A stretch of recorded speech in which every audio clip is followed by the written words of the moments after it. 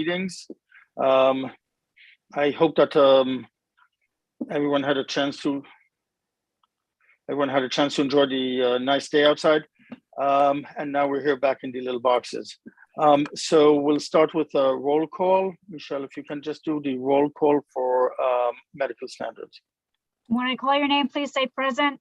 Paul Barber. Present. Cindy Beswalos.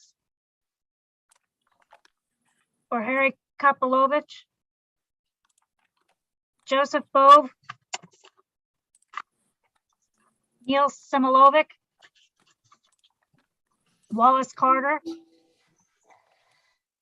Robert Prupi. Jeffrey Douglin. Lee standing in for Dr. Douglin. Reed Caldwell. Jonathan Berkowitz. David LaBelle. David Eng. I'm here, David LaBelle. Ed Jarvis. Here. Jeffrey Raybridge. Present. Michael Redlener. Present. Joseph Schenker. Anthony Shalish. I'm here, Michelle. I'm just on the phone. Sorry. Rafael Torres. Jason Zimmerman. Nicholas Alexandru. I don't think he's going to make it today. Glenn Asada. Here. David Benelli. Present. Dario Gonzalez. He won't make it either. Doug Isaacs. Here. Bradley Kaufman. Here. Anne Marie Giardenti. Here. Kevin Ward. Here. Grace Cacciola. Here. Madeline Fong. Present. Sean Graves. Present. Michael Vatch. Mordecai Lax. Here. Arthur Cooper. Yedidia Langston. Present. Lewis Marshall. Present. Kevin Mungel. Present. Jessica Van Voorhees. Attendance has been taken. I'm counting for a quorum. We don't need a quorum actually for medical standards. Okay. Sorry. David, was this Just just medical standards? Sorry. We're doing David, just medical standards now. Just medical Yes. standards. Okay, sorry, I got it. Yes. So everybody understands, because the REMAC meeting was originally supposed to be at 6, some people won't sign on until then. So we're just going to do medical standards now. And then at 6, we'll do roll call for REMAC. Okay, sorry, I just like to record my presence. Matt Freeman is also here. Thank you. Recorded. Okay. John thank you. Berkowitz is also here. Excellent. Thank you very much. So we will start with a motion. I know that Marie and Michelle sent out the minutes from, there was no actually last meeting. There was a meeting in March, but we do have the minutes from the meeting back in March. I need a motion to approve those minutes. It was all sent to you. Okay, I see 2 hands up. That's enough. Yeah. Motion to approve. Is there anyone who opposes or objects approving those minutes or has any amendments? Okay, very good. So the minutes have passed. Correspondence report. David, this Yes, is sir. Art Cooper. I just want to make my presence known officially. I was using the Google link rather than the Zoom link. Sorry, be a little bit late, but I'm here. Noted. Thank you. So correspondence report. I know, Michelle, that you sent it. Can you or Marie perhaps read it just to everyone?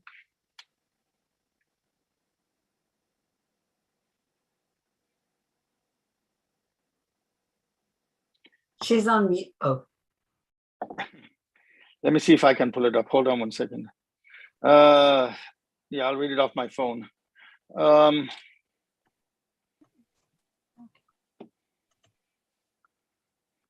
I'm losing my voice. The correspondence can be read at REMAC, David. We can. Okay, you're okay with that? Okay. Yeah, it only that's needs to fine. be read once. It's actually a REMAC correspondence, so it doesn't matter. We Perfect. can read it in a little bit. Okay, so let's go to subcommittee reports. I think the first subcommittee report, and then there's a lot of important stuff to discuss is CNC. So Dr. Barber. All right. Thank you, everyone. Sorry we're not seeing each other live. I was looking forward to it. The Certification Credentialing Subcommittee met with March 16th, and myself, Mr. Ward, and some of the members of the committee are here. There's 2 points of discussion I'd like to demonstrate.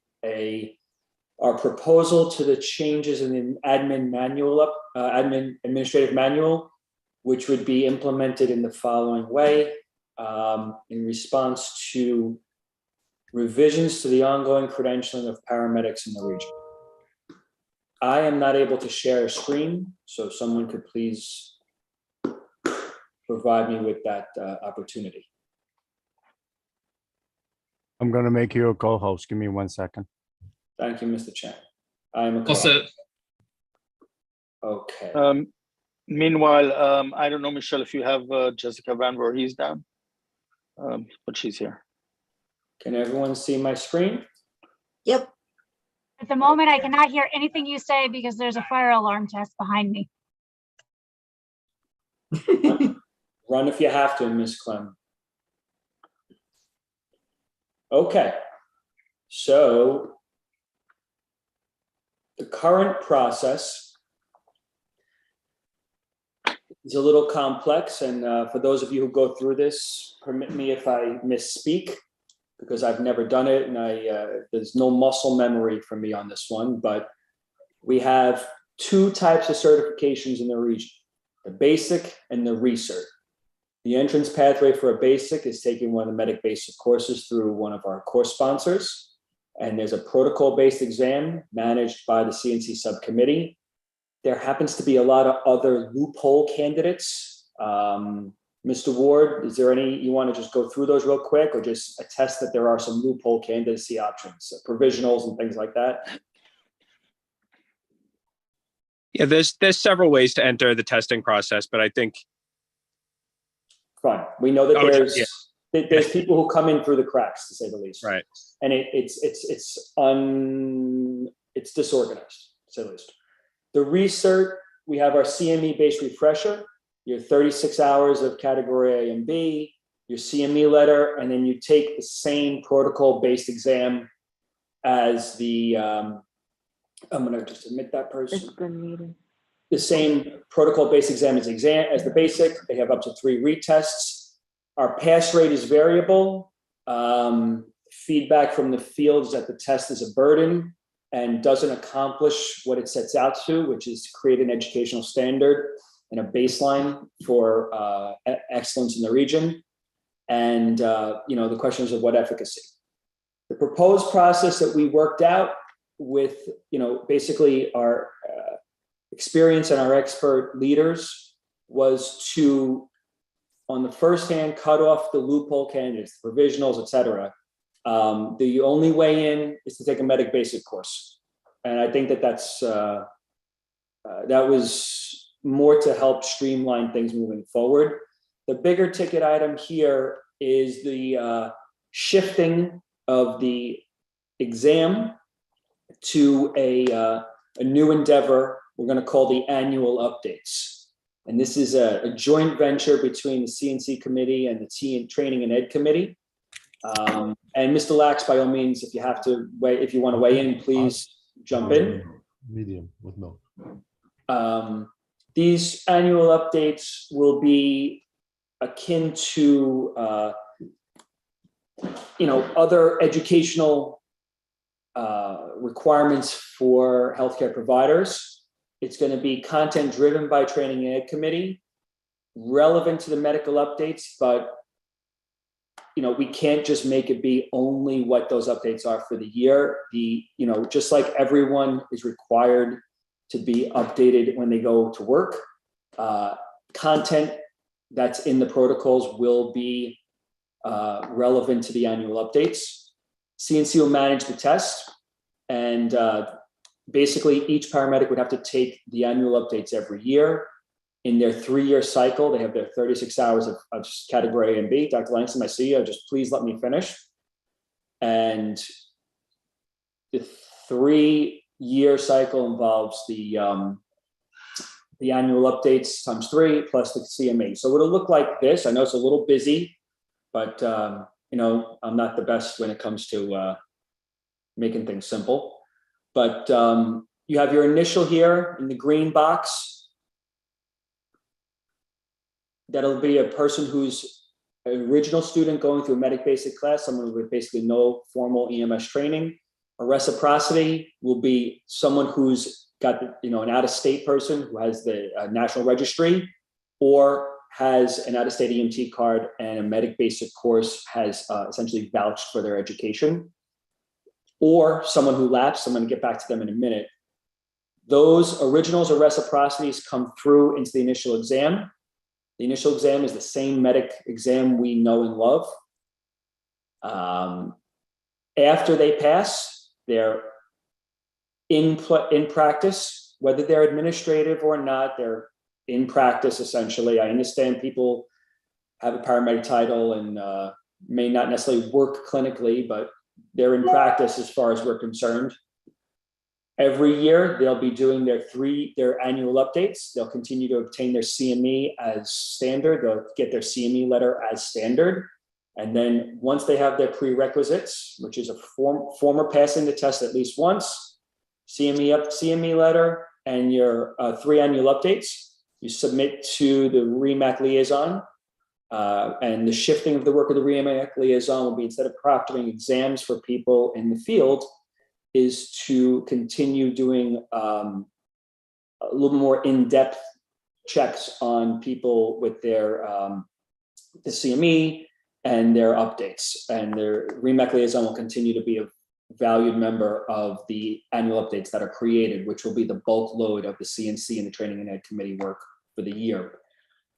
Should someone not go through those annual updates, 2 out of 3, 1 out of 3, 0 out of 3, they lapse, and they can either go back and take a medic basic class, or they can get an out-of-state card and try and get a medic basic class to a test for them.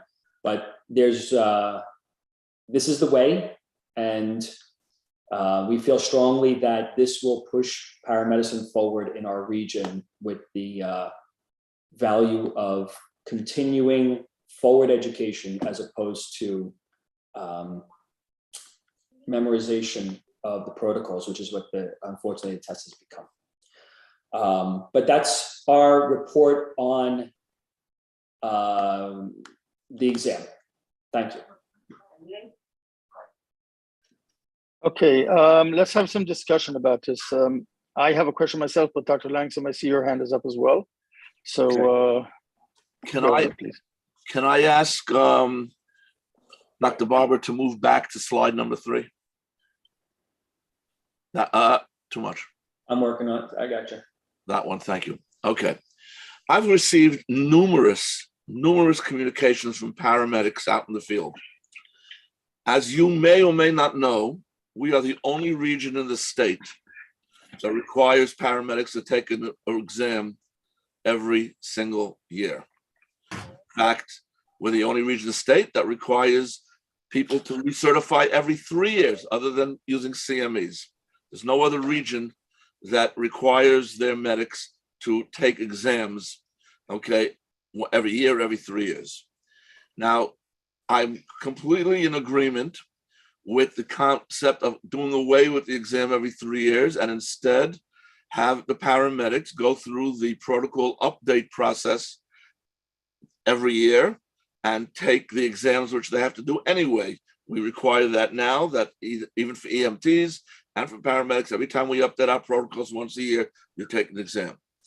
The danger is the sentence that says, The content is relative to current medical updates, but not exclusive to protocol updates only. What that means is that according to what it says here, you can give a full, complete exam every single year on every topic in the protocols. That not only doesn't fix the problem with every 3 years exam, it makes it worse because now the paramedics have to take an exam every single year, which could be on anything whatsoever. Okay, the paramedics feel very much that the docs don't trust them. For that matter, I've said this before, and I'm unfortunately going to say it again. The medics don't have much respect for the docs who seem to have to take exams, only open book exams, and half the time when they call medical control, they don't seem to, some of the docs don't seem to know what the protocols are. So I'm completely for doing this. This is a very good idea to have taking an exam every year, but it should be only on our protocol updates. And I would move and be very strong that you remove the sentence, but not exclusive to protocol updates only. I'm done. Okay, thank you, Dr. Langsam. The only caveat to that is what if we don't have many protocol updates? You know, we're going to have an exam on Dr. two questions. Dr. Benelli, how long have you been a member of REMAC? I'd like to That answer. is a good point. Never has Yes. happened. Okay, Dr. Kevin, Barber, go ahead. Never. Kevin, please go first. I would just like to touch on what Dr. what Dr. Langston was saying. I actually think it's very important to leave it open-ended because it leaves a way to measure and gauge if there's any problems in the field over the course, you know, of the years. If medical directors are seeing an uptick in QAs for any one given protocol, you know, the exam could be a way to identify that, to back up any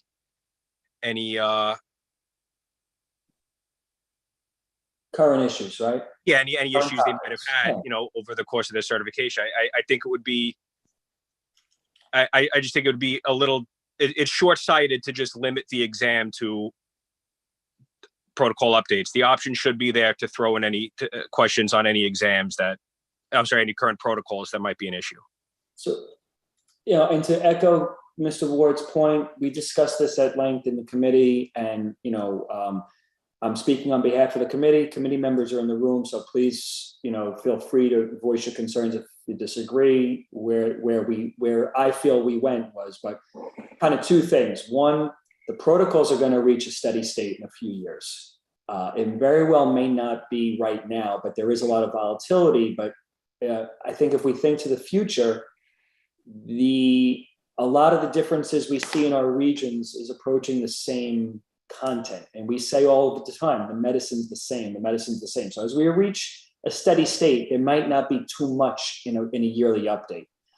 And the real, you know, checkmate piece to the argument there, unfortunately, Dr. Langston, is every time someone goes to the patient, there's an exam. So if we limit the knowledge to what's new, I think we do our patients a disservice. And I can provide assurance that the people that will be at the lead on this understand the responsibility they have. And the whole goal is to not dilute the amount of knowledge out there, but actually to enhance it. So putting people like the Training and Ed Committee part and parcel with this is the key to its success. Thank you, Dr. Barber. I have one question, maybe I'll pose it now. Are we going to be able to, or can we actually require the medics to take the protocol update every year by a certain date?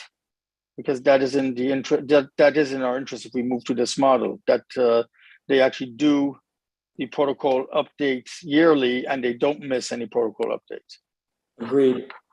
The points Dr. Langston brings up about, you know, lack of congruency between the field and the physicians, I think has a lot to do with the communication we have, and having a singular communication method. These annual updates would actually enhance collaboration, in my opinion.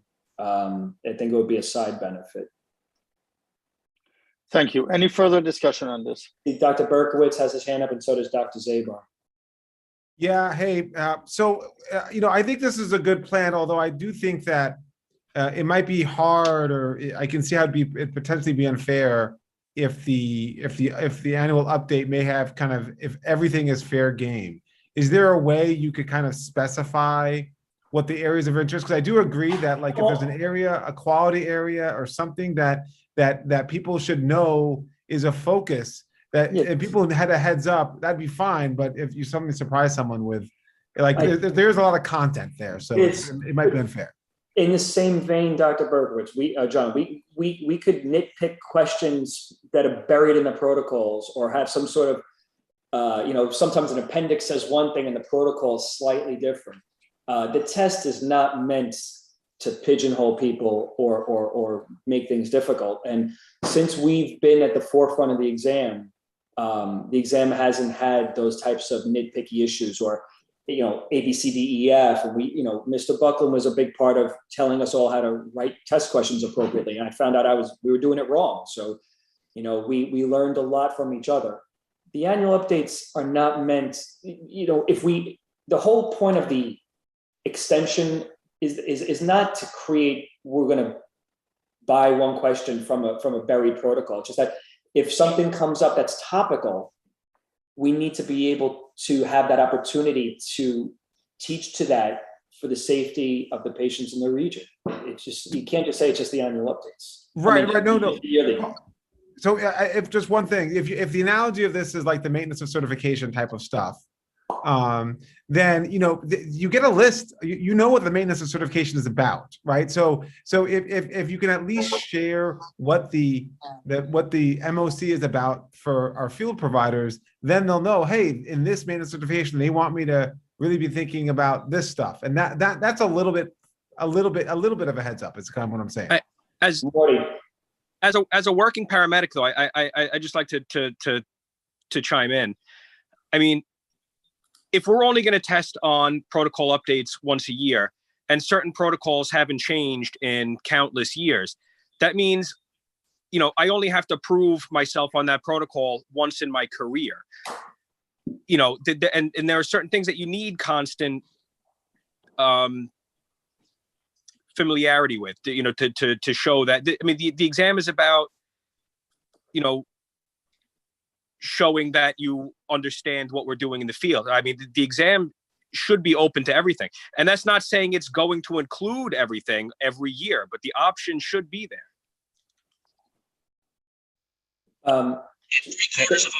Murray, you can put your hand down. We'll get you. I don't want you to get a torticollis there. Okay, Ben, Dr. Zabra. Hey, and I agree with what people are saying. I think that maybe the answer is to be more specific about the level. This was the job. Wait, hello. Maybe it's to be more specific about sort of the level of preparation that's expected.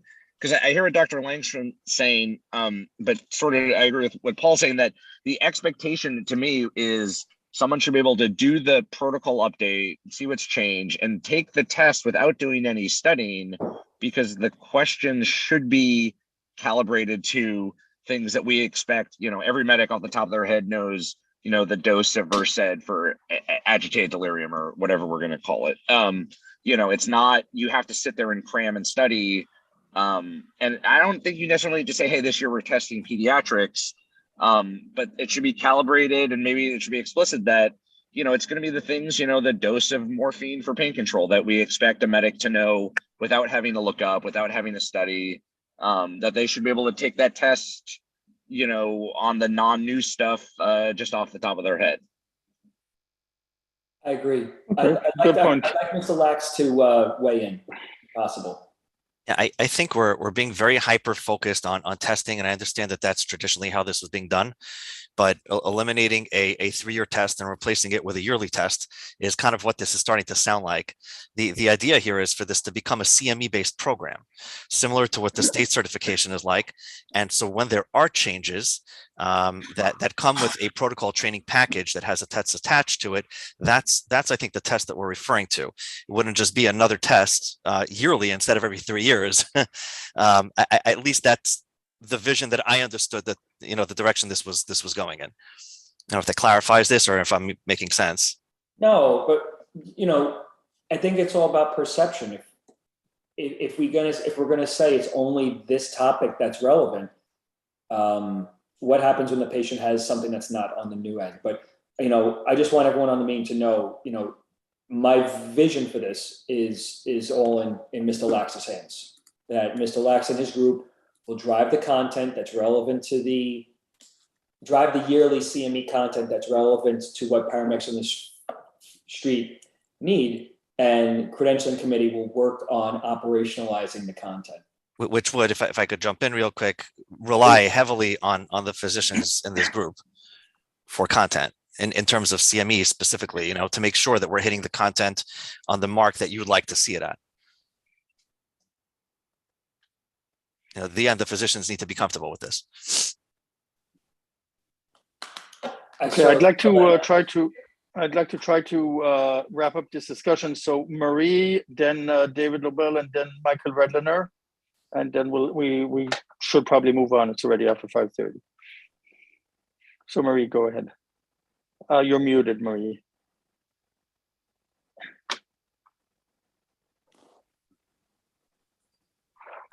Marie?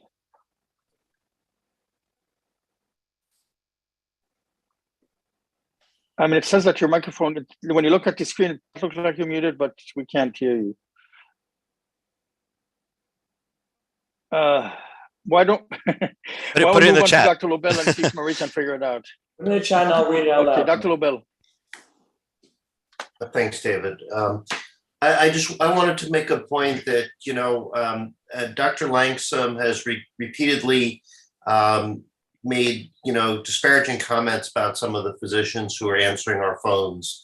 Every one of the physicians on this committee is doing this work, especially people like Paul and Pamela, who are doing just huge amounts of work, completely uncompensated.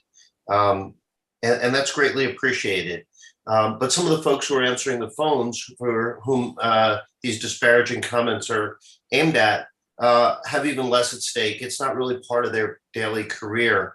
And my perspective on this, and one of the goals that I've been trying to do as an EMS physician, is to not just have those folks who are willing to take their free time and devote it towards bettering the care that EMS can provide in the field, but involving every emergency physician, everybody who has contact on a day-to-day basis with our EMS crews, to be involved in the care they deliver and to work together with them and make our knowledge of medicine, their knowledge, and share and learn from them what their knowledge of street medicine is, and bring it all together to improve it on both ends. So, I'm a little upset about hearing every meeting that we're not respected by our field providers. I take this very personally.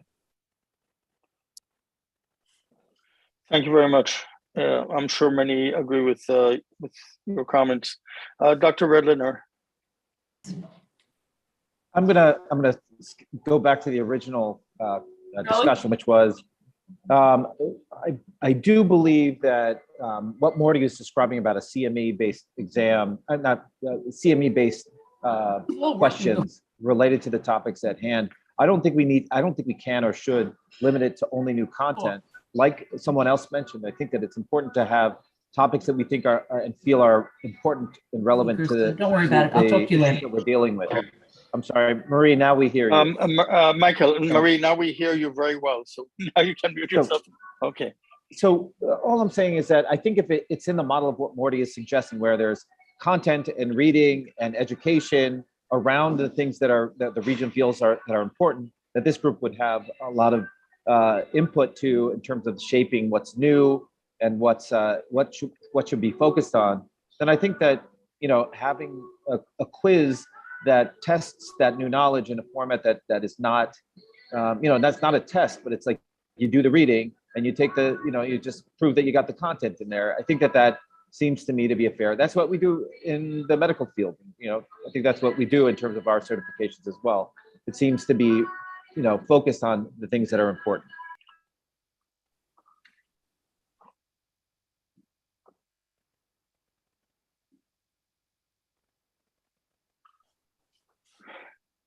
Okay.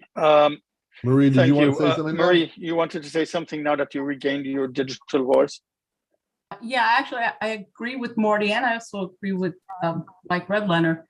When we talk about the updates and having exam questions, it's really the update is going to include the exam questions more as a method to be able to evidence that that paramedic or EMT took the time to actually read everything and understands the content of what they read. We're not going to be creating, you know, 100-question test every year to replace the 100-question test that we take every 3 years. I think that Kevin would probably never leave his cell that he's in right now. So, I mean, that may have been a miscommunication, but I know that training and ed is going in the direction of an educationally sound-based CME program.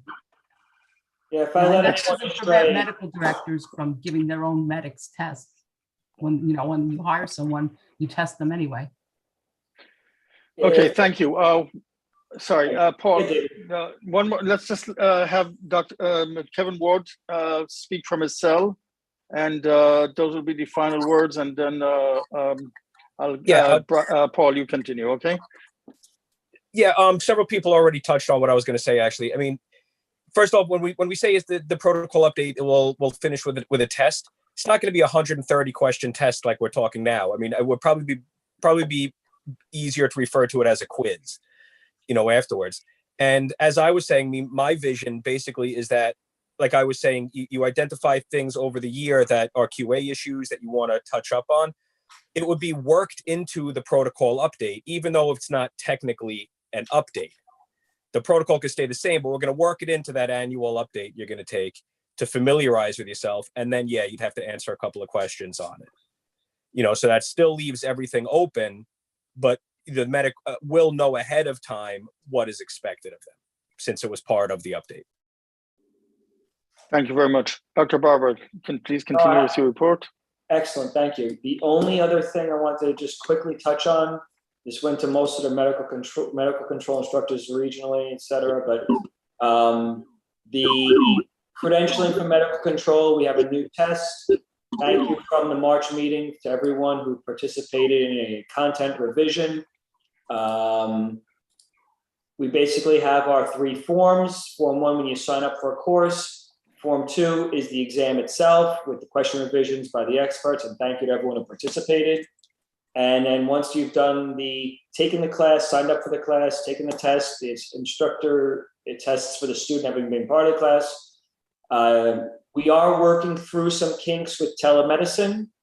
Appreciate everyone being part of that revision. And again, kudos to the staff at the REMAC with Dina and Marie for working through this. We're going to come out better on the other side with this process. And just continue to feedback your input as you could to that small group of physicians who revised the test. Again, work in progress, but I think we found some steady ground. Any questions on medical control credentialing?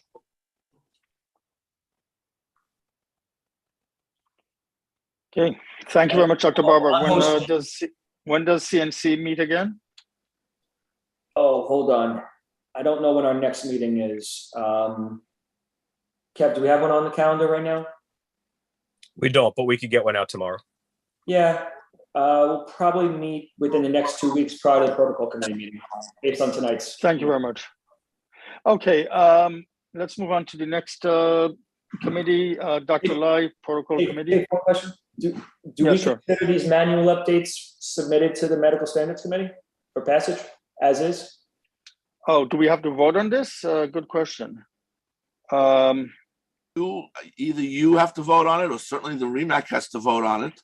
Well, I believe we should vote on it first. Yes, I think you do, and I still think the language that you have there now is vague. It doesn't say what you said, what you've been saying.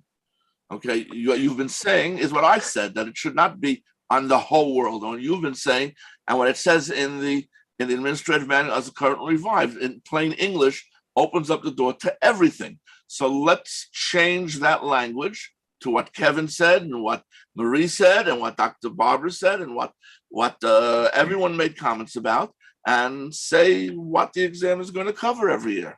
So if we take this back to another committee meeting, this will not get passed until the fall, which will not give the training and ed and the CNC committee time to launch this for the next year. Paul, I just 1 second, Joe. I'm very comfortable in the wording and the administrative manual updates to be clarifying what was the intent brought up by several of our committee members. I don't think any ad hoc revisions need to be made at this point, and I respectfully submit them for incorporation. Okay. Dr. Langston, we heard your reservations. Does anyone else have anything to add before we vote on this? well, I just, again, the only question I have is Yadidja seems to feel that what we're saying and what is written are not the same. Does anybody else have those feelings? Because if they do, we can clarify the language and then it can be passed on, if this committee agrees, it can be passed under executive committee as soon as it's ready. I just want to make sure everybody's on the same page. I think that we can even pass it here with the understandings and clarifications that have been expressed here. I don't this think thing we need to be clear what those clarifications are, and then you're correct, David. I have no problem with that. I'm sharing the wording right here. Specifically says it's a program hosted on the New York City REMAC Learning Management System, advertised to all credentialed paramedics in usual fashion, and will be the program be completed, every year. It is not. It says nothing about an exam. Right. So Yadidja, this doesn't say anything about the content at all. But what exactly are you asking me? You had a concern about what was written with regards to content. Well, I didn't like what it said on the slide. I didn't like what it said on the slide. We're not submitting the slides, Dr. Langston. We're submitting the document. This line is very different. Content will be focused on that year's New York City REMAC protocol updates, okay, but may include any part of the existing REMAC document, which is exactly the problem. May include any part. That's not what it's neither what you said a moment ago, and that's not what was expressed by Maury Lax or by Marie. And I would agree to let this go today with the understanding that Maury and others will wordsmith this and approve it by executive committee. But otherwise, this language says you can have it says, whether you intend it or not, the language says that you can give a complete exam on any topic, on anything, every single year, where right now it's on every 3 years. And I don't think that is fair. Okay. With this understanding, I suggest we'll take Dr. Schenker's suggestion that we'll have Paul wordsmith this a little bit and then bring it for approval for the executive committee. I think we all want this to move forward and not wait for the fall. Maybe we should take it back to the committee. Maybe we'll take it back and continue to work on it in our committee, which will meet before the next meeting. I'm good with that as well. Yeah, and like I said, Paul, if you want to send it up so that we can get it done before the summer, I don't think we'll have any problem doing that. This is the last REMAC meeting for the year, right? There is one in June, I believe. Okay, so then we'll work on it in the next meeting and we'll see if we can operationalize whatever that language is. But even if you do it within 2 weeks, I think we can, under executive session, I'd rather not backdoor it. We need to be able to have all the points discussed and all the opinions accounted for. Okay, so as long as we meet the June meeting, I think we'll be fine. I want to move forward because it's really we're really running late. Dr. Lobel, do you have anything else? Your hand is up. I mean, just if there's an issue, I don't think it's unreasonable to reserve the committee to have the right to go back to an area if we find that there's an uptick in a particular problem with a protocol. That should be allowed to be included with the updates. But and I don't think that that needs to be removed. Honestly, I think that the committee should have the authority to make sure that areas are tested that are needed to be tested based on a QA process and not based on just what's new. But I think in practice, I think our committee is the one who's making the judgment as to what is appropriate and what belongs into that exam. And I don't think we should give that particular privilege up. Thank you. Okay, thank you very much. What I want to do in view of the time, it's already 10 to 6. I'd like to keep the protocol committee report to the REMAC section that is at 6 p.m. Meanwhile, we'll do the other subcommittee reports, and that way we won't have to repeat the whole process twice. If you guys are okay with that. So let's move on to the interfacility report. John, I know you've made significant progress. Yeah, so we're almost done with the outline. That will be the blueprint for a fairly large document. We met last month. We went through medical direction and medical control. And the next meeting is, I believe, this Thursday, and we will be discussing quality. And then we have one more section after that, and then we're going to write write the document from the outline that we have. Perfect. Thank you very much. ECMO committee, subcommittee report, ECMO tag. We're moving forward towards a meeting in the end of May with the participating hospitals. REMAC has graciously, REMSCO has graciously reserved an appropriate meeting room for us, and even promised to provide some coffee and cookies. So we're looking forward to that to happen so we can move forward. I think that's it with the subcommittee reports. I don't believe we have any old business pending. Any new business for medical standards? Okay, hearing not, I think I'll attend a motion to take a break for 10 minutes. We're going to adjourn the... David, before we take a break, I have everybody here on the screen, and I just wanted to, for the purpose of transparency, discuss something that I'm sure you might have all seen. There was an article published, or actually it wasn't an article, it was a press release from the Department of Justice last week about my urgent care centers. Basically the crux of it is we were in discussions with the Department of Justice about billing for these cases. Everything that we did was billed appropriately. They felt that we should have billed at a lower level, and we agreed if that was the case, we were going to, settle for the difference, which is what we did. The document that came out was obviously very harsh. It read as if I was trying to defraud the world, which I wasn't. But I just wanted to put that out there.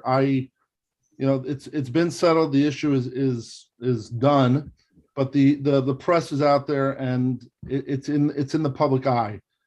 As I've said many times, I represent this group. I would like to continue representing this group, and I feel that I really don't feel there was any wrongdoing, and nor do I feel like it should change anything.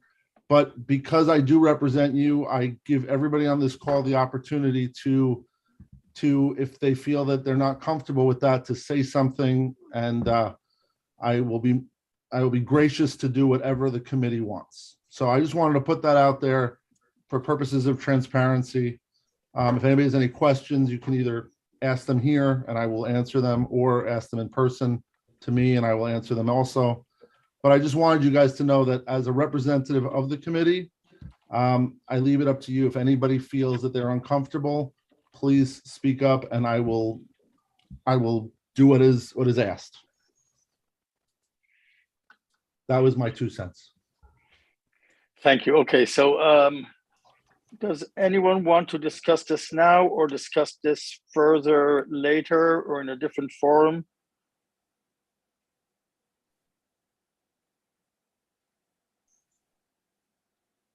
No. Thanks for coming on and saying that, Joe. Yeah, thanks, Joe. But like I said, if anybody has any questions, please feel free to ask. I'm an open book with this stuff, and like I said, and as you all know, I've always want to be transparent with what's going on with this committee and anything that I'm doing. So, like I said, if anybody has any questions at any point, you can either ask them here, you can ask them to me in person. Unless I hear otherwise from somebody, I will continue to represent you all, both here and at the state level, to the best of my abilities. Great, thank you. Very much. Okay, thank you very much. And as Joe said, there can be further discussions, not in this forum or not right now. However, anyone feels comfortable about it. Okay, so it's now, 5 to 6. Let's take a break. I need a motion to adjourn for medical standards. I'm sure everyone is going to raise their hands. Okay. Motion to Yes, I adjourn. see. Thank you. And we'll meet again at 6 o'clock and have Joe run REMAC. And then in the part of the medical standards portion where we'll also discuss the protocol committee report. We'll just make life easier with the format that we are right now in Zoom. Okay, thank you very much. See you in a couple of minutes.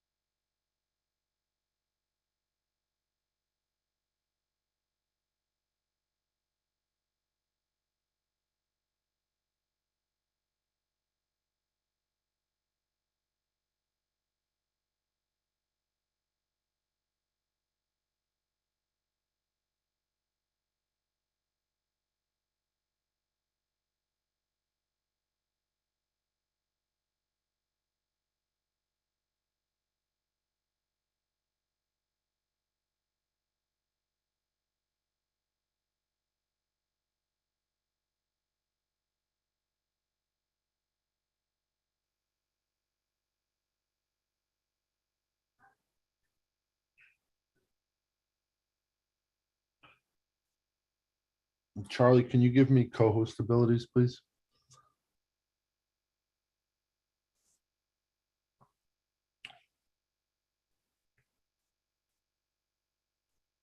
And we will get started in 1 minute, everyone.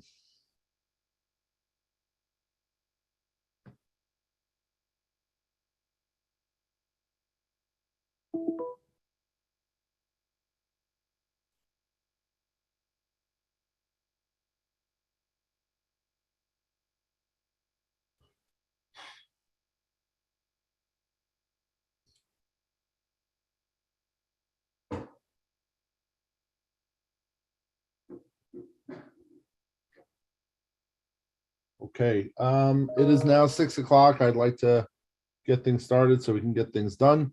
Welcome to the May 3rd REMAC meeting. Medical standards was held virtually right before this. We're going to start with a roll call.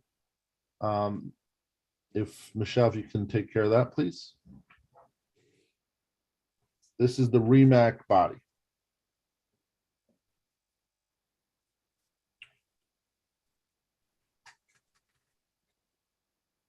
Michelle? Marie? Somebody? I'm here, Joe. Here, Dr. Shaker. If All right, Michelle, so if we could do the REMAC roll, please. When I call your name, please say present. Grace Cacciola. Hello. Present. Okay, how are you? Mute. Bonaceda.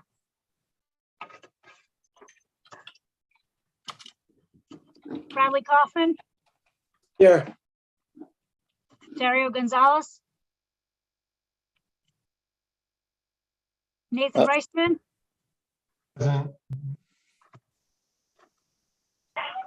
Pam Lai. Here. Nicholas Alexandru.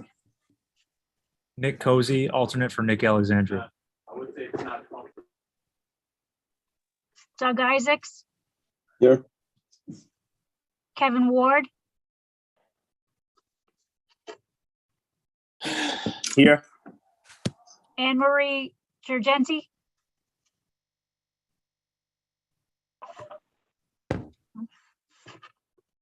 Samia McEachin. Or Allison Burke. Jeffrey Raybridge. Here. Reed Caldwell. Here. Lewis Marshall. Present. Michael Redlener. I am present. Dominic Bettinelli. Present. Ephraim Rendon. Present. Joseph Schenker. Present. Michael Vatch. Or Robert Ackerman.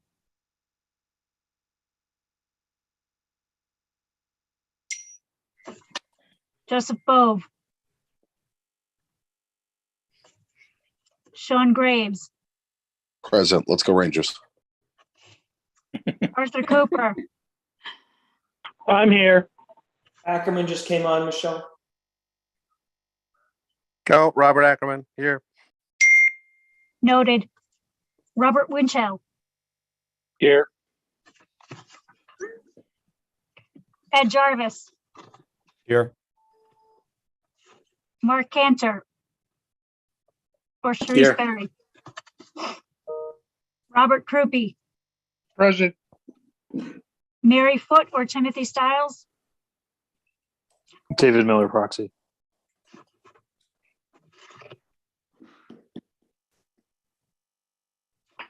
Laura Ivacoli. Or Here. Stuart Kessler. Here. Laura's here. Matthew Fink. Or Wallace Carter. Here.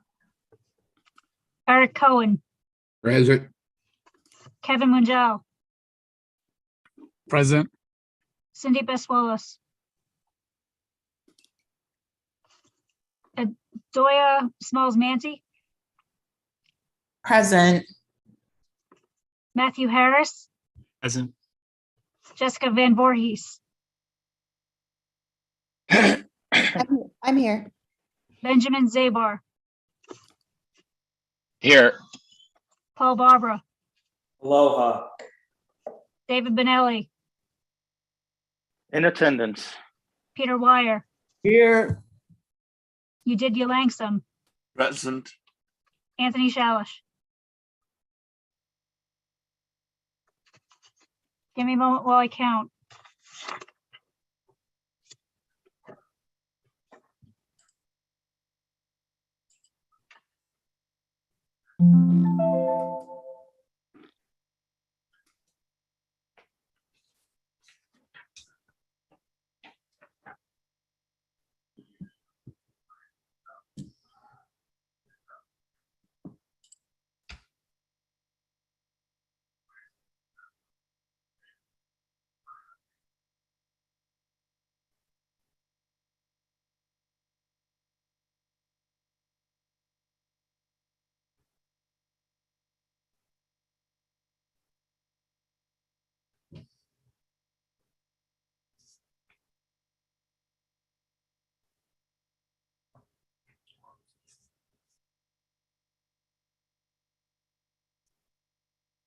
Are we done with the roll call?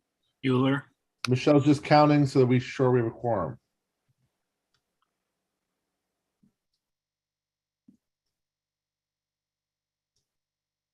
Michelle, we're waiting on you. You're muted, by the way. There are 35 present. Is that a quorum in this group? That is a quorum.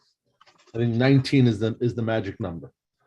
Thank you. Okay, thank you. So let's start with approving the minutes from the last REMAC meeting. Has anybody have a chance to review them? It was all sent out to you by Marie. Anyone have any questions, comments, corrections? Hearing none, anybody want to move to approve them? Move to approve. Excellent. Okay, I'm going to read in the correspondence report from May 3rd. An email received from Allison Burke from Greater New York appointing Lauren Kosterko as an alternate to Jeff Ravitch on REMAC. Lauren, welcome again and again. Thank you. There was correspondence from New York State DOH. Andrew Wise of Patterson, New York, EMT number 371453, had his New York State EMT certification suspended effective 4/5/2022 for violations of 10 New York Health rules and regulations, part 806.16b. And Navarro Crossman from the Bronx, an EMT 461127, had his certificate suspended for 1 year effective 4/27/2022, which was stayed, and he was placed on probation for 3 years effective on that date. Assessed a civil penalty, and this is for violations of part 803 and part 800.16 and 11. The enforcement actions are available on the DOH's website. We received an ALS agency renewal for NYPD ESU.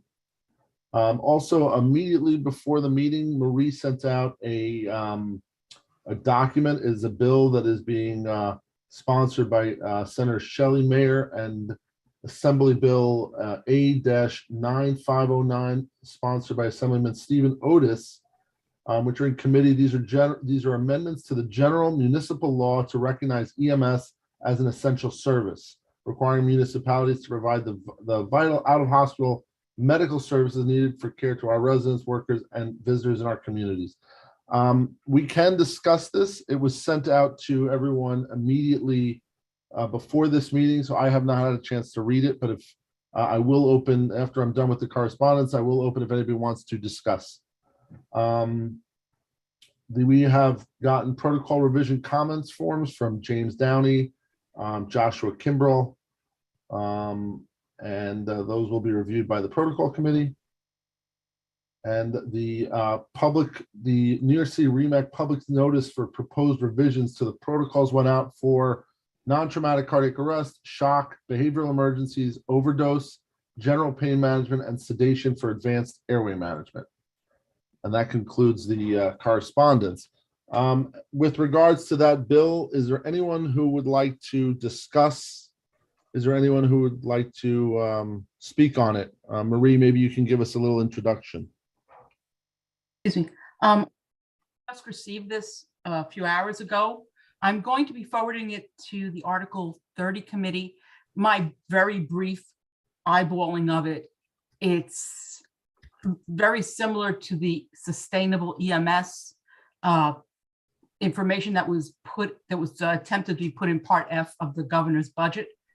So I'm not really sure if it's just for essential services. We will be reviewing it in detail. I just wanted to make sure everybody on this committee at least had saw it. So you certainly don't need to discuss it tonight. It will be going to the Article 30 committee and we'll be meeting next week. And anyone here who wants to join us is welcome. Okay, thank you. Okay, I'm going to move to subcommittee reports. I'm going to go a little bit out of order because I'm going to leave. Joe, did you want people to make comments on the essential service or no? Well, I don't know that people. If you can comment, that'd be great. I'm sorry, I didn't realize your hand was up for this, Mike. But yeah, again, Ray Rich already called me out until 2 minutes ago. No, all I'm going to say is that this is a kind of a classic EMS issue that should be, I think, in principle, part of any discussion around updating Article 30, because this will make it something that is essential. It probably won't impact New York City that much, honestly, but it will impact EMS across the state. So I think it's something that we have to be a clear part of. I agree. Marie, we can't hear you again. I'm not sure why. Yes, but the devil's in the details of it, right, Michael? So we have to read the bill. The intent's good. We just got to make sure there's no unintended consequences. Yes. Okay, so I believe the Article 30 tag is on next Tuesday, the 10th. If anybody is interested in participating, you're more than welcome to. The more the merrier. So I think that we can discuss this further at that tag. Is that okay? Anybody have any other comments? Okay. So sorry. I'll get ahead. I'm sorry. I think that's Glenn. Hey, Joe. Yeah, I'm sorry, it's Glenn.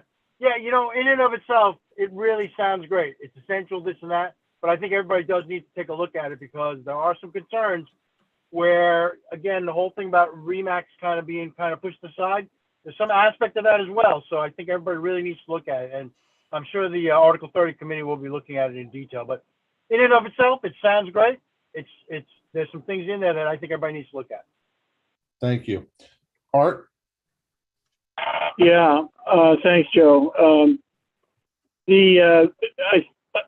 Several years ago now, probably 4 or 5, maybe 6 years ago, the National EMS Advisory Council for the Federal Department of Transportation did a white paper on EMS as an essential service. It might be worth looking at that paper when the Article 30 group meets. It's a pretty thorough discussion of the issues. Calling something an essential service has some pretty, definite meanings under law. And I think we should be aware of those before we, take a position on this bill. I personally certainly do believe EMS is an essential service, but I think, again, there are legal ramifications and we should be fully aware of them. That's all. Thank you. Anyone else? Okay, hearing nobody else, what I'd like to do is we're going to go to the subcommittee reports. I'm going to do everything else first and we'll do medical standards last, just because that'll make sure that everybody else has the ability to speak. So the executive committee did not meet since our last meeting, and that will take us to the QA report. Dr. Redlener. Hi, Joe. All right. So I was thinking about preparing a presentation today. I wasn't able to put it quite together. I'm going to go through the specific items for discussion, and I think they're important to the regional discussion. There was a concern that was brought up by actually at REMSCO around the transparency of what's going on in terms of the data that the region has access to and what are we doing with it and what's the work that we're doing. I think a lot of we were asked to present at REMSCO. And so we're going to prepare a presentation about the updated quality project for the AHA, STEMI, and stroke. In that vein, we also would like to have a prepared presentation for REMAC to kind of give an update about where we are. There's a few items that are associated with that, which are that the things that agencies will hear about in the next few weeks are that there is going to be access given to the regional dashboard as planned in this quality project, probably months and months ago, but access to the specific data from the regional, from all of everyone who's contributing in the First Watch project. And so there will be de-identified agency level data that will be accessible to everyone in the region who's a part of the First Watch project. And anybody who has access to First Watch will be able to see that there. We are going to ask that agencies who are not part of the First Watch project also contribute data. And I know that Joe Ranieri will be reaching out to specific agencies around that. But and Joe will be reaching out to specific agencies who are part of the project to make sure that we have the right contact person to share so that people can get access to the regional data dashboard around the STEMI and stroke projects. So, and then the other thing that we haven't talked about that much is that there is kind of a quality improvement document that was put together based on work from this past summer that if people aren't aware of it, it will be shared and available to everyone to talk about ways to improve around these specific measures, glucometry and stroke, time on scene for stroke, and 12 lead acquisition for STEMI and for chest pain. So all of that will be available, and Joe is working on some of the details of that. The other issue that came up is the potential for this year's quality project, this year into next, will be around airway management. And we have had an initial discussion about what are the things that we should be looking at as a region. The concern came up because of the change to the sedation language in the GOP around, getting sedation for airway management. And so there were some concerns that there would be, more airways performed with less oversight. And so we've been just kind of talking about ideas about how to measure, success, and how do we assure quality, and how do we improve it as we go forward. So those were the topics of discussion at the meeting. More to come with the details about the airway project, and I hopefully we'll get and gather input from all of you. Thank you. Thank you. Does anybody have any questions for Dr. Redlener? Okay, seeing none, thank you very much. Mr. Lax, T&E. Hello, everybody. So training and ed met earlier today. We talked about the LMS again, which as you're going to hear from Dr. Barbara, I guess shortly, it is going to probably be getting a lot of use with some potentially big changes coming to how certification is done in the future here in the region. So we've been reviewing several products out there. We should have a good choice to submit to the board by sometime tomorrow or the following day. That was mostly Joe Ranieri's lift. So thank you to Joe for his hard work put into that. And so we'll be getting hopefully a new product soon that will be able to support everything that we're looking to do, including these yearly updates. We are collaborating with QA on the stroke project. There's going to be a CME, hopefully, to be announced before the end of the month that potentially we'll be able to run in June to accomplish the regional education goals pertaining to this. That should be complementing what was done in the protocol update. What else was there? Oh, so this one is big. So Scott Chang oversees the AHA program for REMSCO. We're going to be offering a free AHA instructor course to instructors in the region, to EMS instructors in the region, CICs and CLIs. This is going to go through their course sponsors that will be supported by Training and Ed. And we are looking to run another instructor update and CLI class potentially in August, which is what we are hoping for. I believe that covers the bulk of what we discussed, and I will leave the minutia to the side. Thank you very much. Any questions for Morty? Okay, hearing none, we'll move to medical standards. Dr. Benelli. Okay, thank you. So medical standards met virtually just before this meeting. We had a couple of subcommittee reports. We kept the protocol committee report actually for this meeting, which we will do at the end of medical standards. CNC provided a report regarding changing the process of paramedic recertification, namely focusing the test on annual updates. There were some questions, concerns with regard to the scope of this quiz, and that will be further refined by CNC and brought to the next meeting. What else? Interfacility tag is progressing nicely. They're in the process of producing a document. ECMO tag is arranging for a meeting with the participating pilot hospitals in the end of the month, and I think that's it so far. If there's any further, if there's any discussion about what we mentioned thus far, I'll take a break and allow that to happen. Dr. Barbara, I see your hand up. Yeah, I just wanted to add something to the report if possible. Sure. Please. Regarding the last meeting, I just have serious reservations about our group structure. I think as a volunteer organization, we depend on collaboration among so many of us, which have the vested interest in the best care for the field and the providers. Our pyramid structure of committees requires that thought leadership at the basis feeds the information up throughout a level of legislative barriers.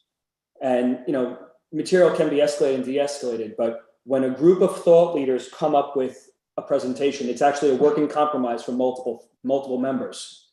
It's not a singular entity. That piece of knowledge is that there's no academic license to an individual with that. It really is a representation of a group of people who came to a decision. And I find it very disheartening to have disagreement without compromise, which leads to an impediment in our organization. And personally, Dr. Langston, you were at the committee meetings that built this protocol out. You raised your concerns at that committee, and we basically outvoted you. And you brought it up again, and you're stalling the progress of this progressive concept. That's all I have to say. Let's not have personal attacks at this meeting, okay? Please. There were personal attacks at the last meeting, Dr. Paul, I'm going to mute you if you keep going. We're not going to have personal attacks at this meeting. All right, you had an opinion about the physicians. That's not personal. So the answer is we're not going to do that here. Now, David, let's continue with the medical standards report, please. Okay, thank you. So let's move to the protocol committee report. We're going to do this in the format that we've previously done. That is, bring it up for the start. Bring the protocol changes. There are quite a number of protocol changes that we need to approve. We will then ask medical standards to weigh in, and then we will bring it up for a roll call at REMAC. So Dr. Lai, please proceed.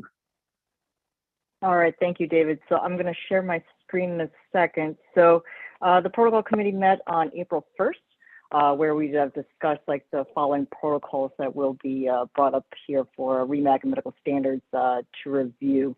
So the first protocol I'm bringing up is changes to the NYPD ESU protocols. Ed Jarvis, the medical director for the ESU program, please, correct me if I say anything wrong in terms of some of the discussions and the points that we make up for this protocol. So essentially, the changes that are proposed that have been accepted through the protocol committee is the change to the dosage as well as the way that TXA will be administered. So essentially, the proposal is that TXA will be changed from 1 gram to 2 grams, and it will be administered via an IV push versus basically an IV drip that was over like 10 minutes as it was previously in their protocols. The reasoning for this is that there have been recent changes to the TCCC as well as to the TECC guidelines that were published out earlier in this past December. Essentially, the changes in tranexamic acid have been changed to reflect what is in those protocols, in those guidelines. Essentially, in terms of, there has been a lot of research that has been done on TXA, including taking a look at the different dosages as well as the administrations, the ways to administer this medication. Essentially, with the research that is out there right now, there essentially, I think that there's still a lot that is to be done, in terms of like trying to find out what the ideal dosage for TXA is. There isn't really anything that's specifically out there that's going to be a proponent to say that TXA does show more benefit at a higher dosage versus the current dosage.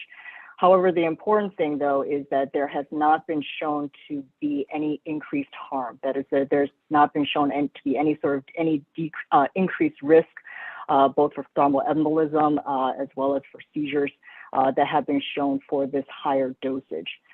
So given that this is the common dosage as well as the way to administer this medication as through the military, it has been proposed that NYPD ESU protocols adopt these changes.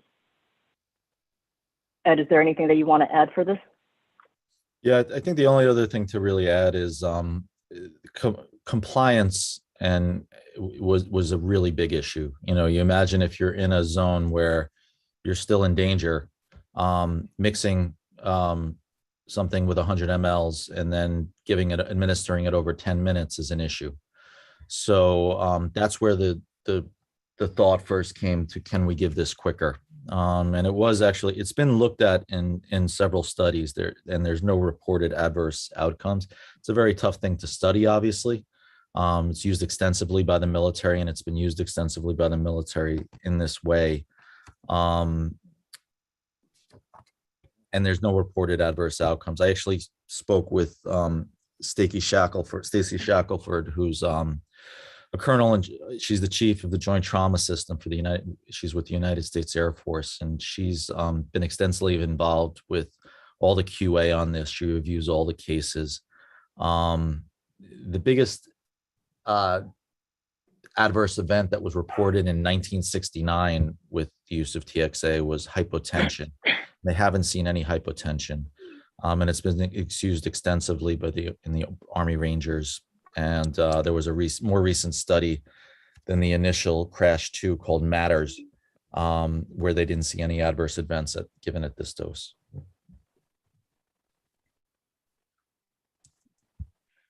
Okay, thank you, Dr. Zlai and Dr. Jarvis. Any discussion about these changes? Dr. Cooper has Dr. Lai said Cooper has his hand up. Sorry, I can't see that. I apologize. Yeah, go ahead, Dr. Cooper. Is Dr. Cooper or Dr. Cooper? Yes, thank you. I'm just a little concerned about the wording suspected hemorrhage. Generally speaking, we think of TXA as a treatment that we reserve for really pretty significant hemorrhage. The kind of hemorrhage where we'd be thinking potentially about initiating a massive transfusion protocol once the patient got to the hospital. And I'm just concerned that suspected hemorrhage could mean almost anything. I do think we should try to put some degree of of caution here. This is not just for, a relatively minor bleed that's easily controlled with direct pressure. You might argue that that's teaching, but I do think that just saying suspected hemorrhage, is probably not enough. So do you have any suggestion for different wording that you'd like to bring forward? I don't at the moment. I mean, something like significant or major, something along those lines. But then we get into, what's the definition of that? But suspected could mean anything. That's all. I mean, we're talking really about major hemorrhage here, not something that's just a minor bleed. Doug, go ahead. I'm sorry, I didn't follow the protocol. I understand your point, Dr. Cooper, but I think if we followed suspected internal hemorrhage, right now it's not external hemorrhage, which we should be able to control, but internal hemorrhage and delayed transport. I don't know if Dr. Jarvis would be approved. That's what we use currently with our rescue paramedic protocols. And maybe that wording, would that suffice? You say adding suspected internal hemorrhage and delayed transport? Internal hemorrage and delayed transport. Delayed transport is already there. Oh, okay. I could personally live with that if you added the word internal. Suspected internal. Dr. Jarvis, would that be good or? Yeah, we can add suspected, and because that obviously that's always suspected. Even though, we're 99.9% sure, but no. The point is, if it's external hemorrhage, So if it's because of external hemorrhage, we have tourniquets, we have other things that we can control. So sure, we can say significant external hemorrhage that can't be controlled. Or by just say suspected internal hemorrhage. Suspected internal hemorrhage. Okay. Yeah, I would say suspected internal hemorrhage. Keep it simple. It's just my 2 cents on that. Sorry to step on you while talking. Does that make sense to you? Sure. Okay, good. Jeff, I see you have your hand up. Yes, and I no longer have a comment because even though Doug did not raise his hand, he very eloquently made the point I was going to make. So I apologize, sir. No problem. I yield back. Okay. So any further discussion on this change to the ESU protocol, which makes sense? It's in line with both the military and the civilian trauma care. And it's also in line with recent literature. Any further discussion? So David, I think we have to vote on that motion to amend. Yes, we do. Absolutely. There's an amendment on, because the motion that comes from protocol is a seconded motion. So that comes not a problem to the committee as a seconded motion. We have to vote on that and then vote I again. apologize for trying to shortcut things, but okay. No. That's we have Brad and Yadij as our parliamentarians. Okay. Medical Standards Committee members, there is a motion for an amendment on the table to add the word internal, suspected internal hemorrhage, to keep it simple. Is there any discussion about this? First, I second that motion because I didn't think you had one. So thank you. Any discussion? Very good. Hearing none. Is there anyone on the Medical Standards Committee who opposes or objects to the amended protocol with the word internal to bring it forward the second motion to REMAC to the REMAC committee for approval? Okay, hearing none, let's just bring this to REMAC. Michelle, just ask if there are any abstentions. Ask if there's any abstentions. Oh, I thought I did. Okay, any objections or abstentions? Two separate things. Okay, now all our parliamentarians are satisfied. Michelle, let's do a roll call for REMAC.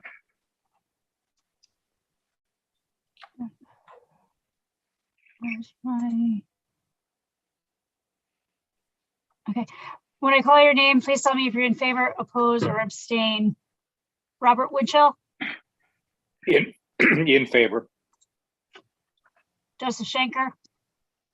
Yeah, save me till the end, Michelle, in case there's a tie, which I don't think there will be. Nicholas Alexandru? Nick Cozy, alternate for Nick Alexandru, in favor. Kevin Mungel? In favor. Cindy Best Willis? Dario Gonzalez, Glenn Asada, Bradley Kaufman, In favor. Doug Isaacs, Favor. Nathan Reisman, In favor. Jeffrey Raybridge, Favor. Reed Caldwell, In favor. Lewis Marshall, In favor. Michael Redlener, In favor. Matthew Fink, or Wallace Carter. Laura Ivacoli, In favor. Peter Wire, In favor.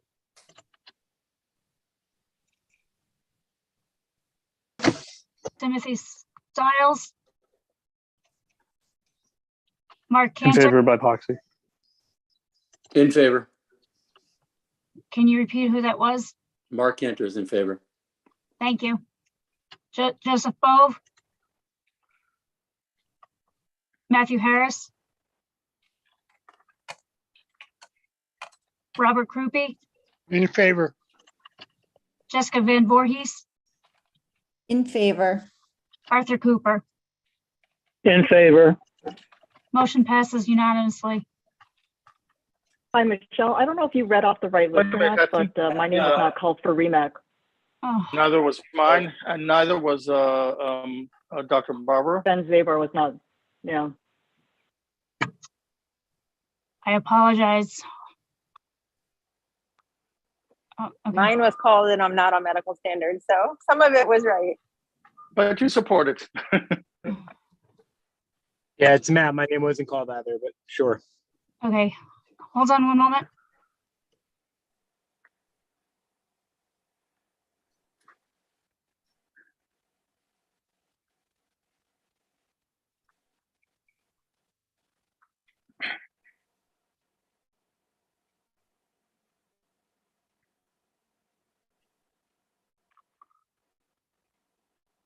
Find the correct list.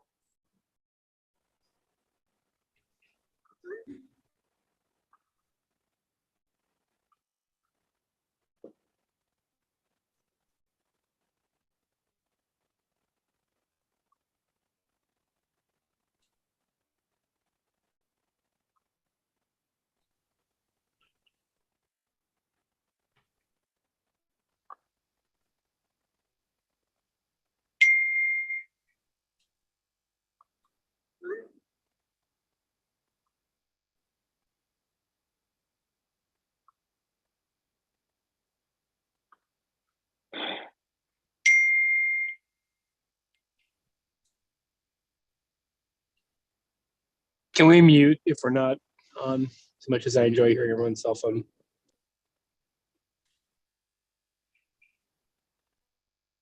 I actually was muted, Matt, but I'm gonna unmute just because you said that. I was thinking about it too. All right, you guys all have to go to your room now. Do we look like your children?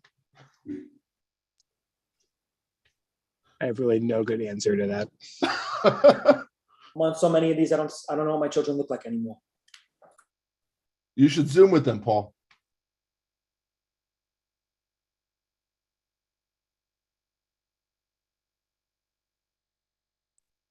I have a regular attendance sheet up so we can do it.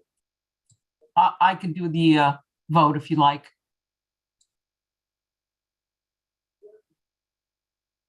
Yeah, Marie, that why would don't be we do fine. that? Let's just get it done so we can move on to the next thing. Okay. Yeah. The Ranger game starts in 30 minutes. We gotta hurry up.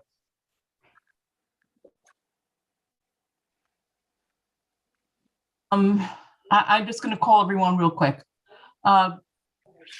Once again, it's abstain or in favor. I have to start from the beginning. Robert Winchell? Marie, In favor. there's no In such favor. thing as a proxy vote. So someone's been answering by proxy. There's no such thing. Only the primary or the alternate's allowed to vote. No one can do by proxy. So that word shouldn't be used. The word is not appropriate. It's an alternate for. That's the right word, correct. Yeah. Okay, Robert Winchell? In favor.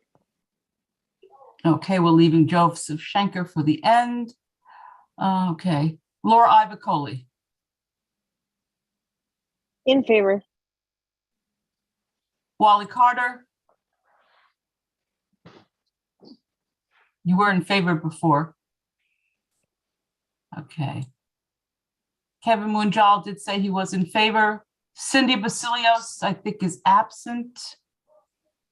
And I'm only calling physicians. Dario Gonzalez. He's absent. Okay, Glennis Seda.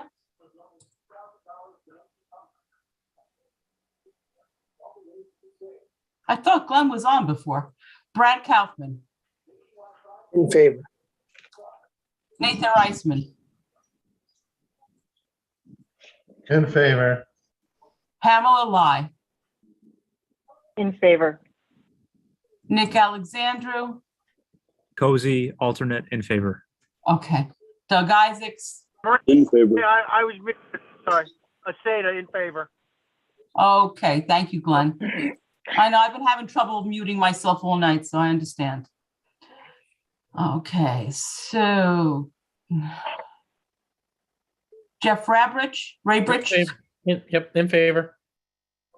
Reed Caldwell, or Jonathan Berkowitz? Dr. Caldwell? In favor. In favor. Okay. Jonathan Berkowitz?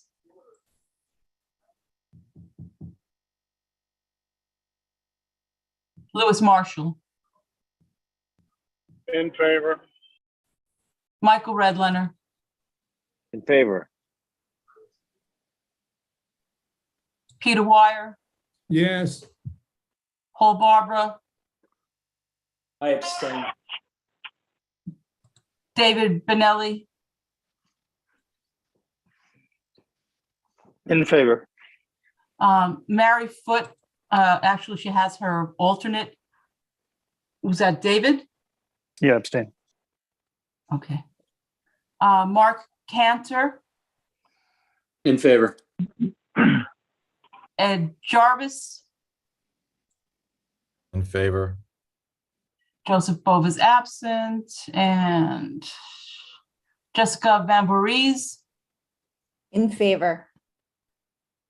Ben Zabar, In favor. Matt Harris, In favor. Adwa Smalls Manti. I don't think she's here. favor. Robert Krupp. Are you here, favor. Doctor? Yes.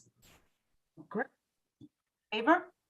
Or in Favor. favor, opposed, or abstain? In favor. Thank you. Robert Kruppe, Yeah, that's Ruby in favor. Arthur Cooper. In favor. Okay, and that's it.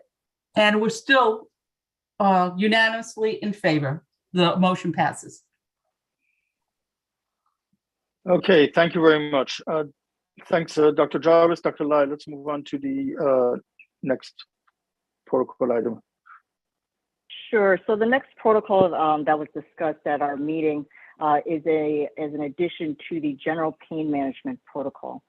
The only option that we're talking about actually today in terms of something that is new for discussion and for REMAC approval is this addition of having IV acetaminophen to be added as an adult-only option under standing orders for paramedics. This was added just due to the increased availability as well as the decrease in cost to IV acetaminophen that has been seen recently, as well as to be able to add another non-opioid option for adult patients. So there was some discussion about this at the protocol committee meeting, and it's brought forward here for REMAC review. Dr. Lai, I believe that is also a change in the dosing of ketorolac. No, so that's actually this is just the same document that I have just used. So that was actually already discussed previously. Okay. So the only Okay, new very change good. is the one that I've highlighted for the acetaminophen. Okay, any discussion regarding acetaminophen, both from medical standards or from REMAC members?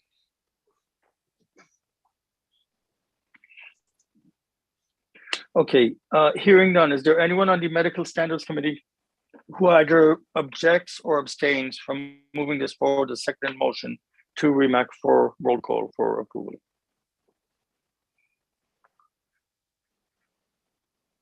Okay, hearing none, let's do a roll call. Hey, Yes. hey, David.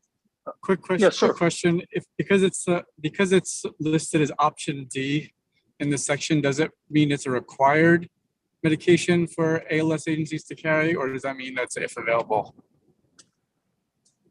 I guess the question's for Pam. Or So I either think one. that's actually actively being discussed in another subcommittee group. I think I think Joe Schenker, I think, is leading this tag and can make some more comments about it. But I believe that there is another tag that's actually looking at what are the requirements for ALS and BLS units. Dr. Schenker?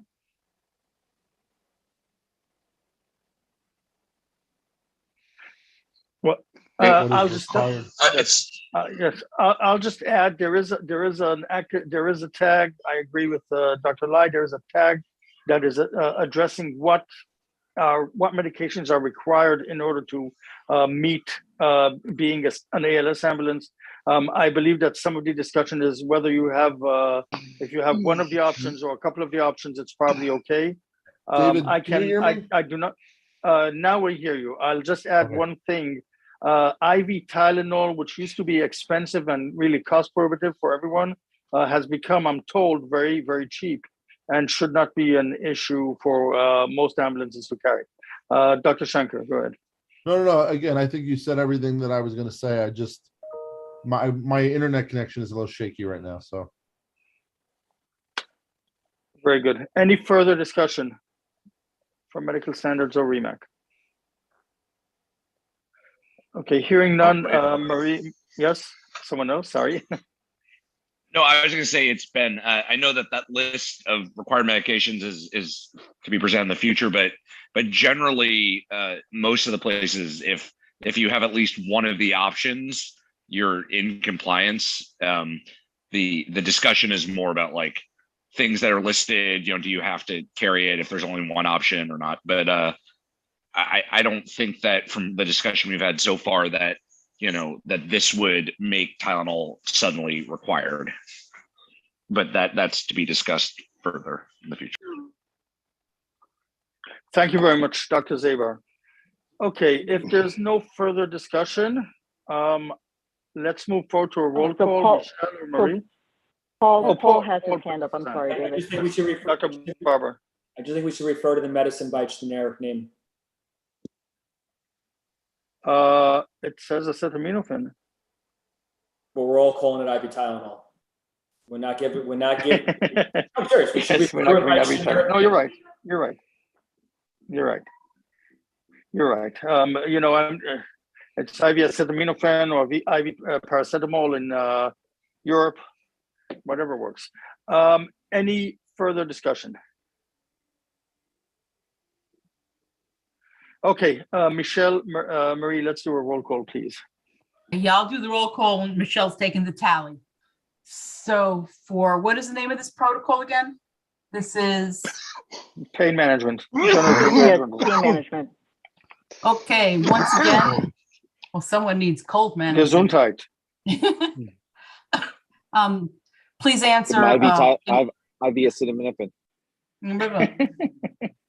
Marie, are we voting medical standards or REMAC now? No, medical standards was just kind of a majority vote. There were no abstentions. There were no objections. So that moved a second in motion to REMAC, and now we're doing a roll call as for REMAC. Sure. Okay.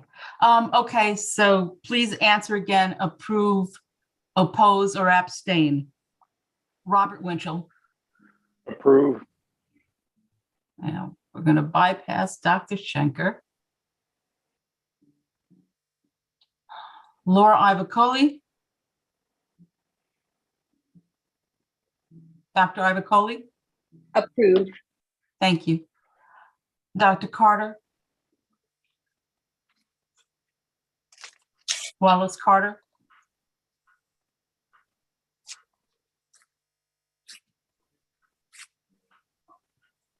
Kevin Munjal,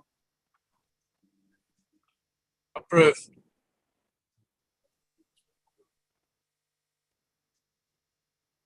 Glenn Asada, Approve. Bradley Kaufman, Approve. Nathan Reisman, Approve. Pamela Lai, In favor.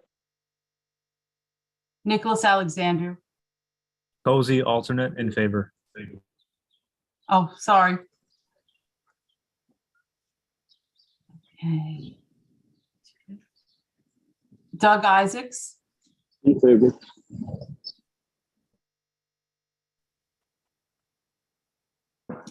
Jeffrey Raybridge, In favor. Reed Caldwell, In favor. Lewis Marshall,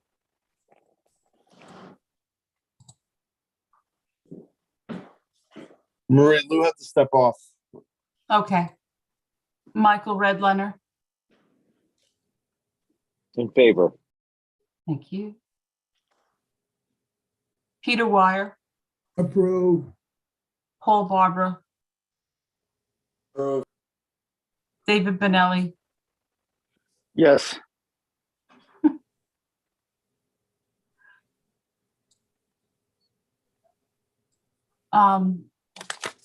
Mary Foot's alternate. Your first name is David. I'm sorry, I just want to First name document. David, last name Miller. Alternate. Milford? Miller, Miller. Thank you. I know she sent me your info. I just forgot. Are you approve, oppose?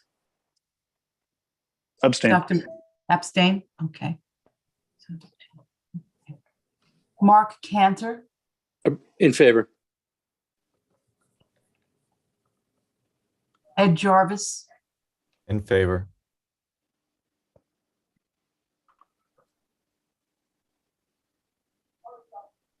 Jessica Bambarese, In favor.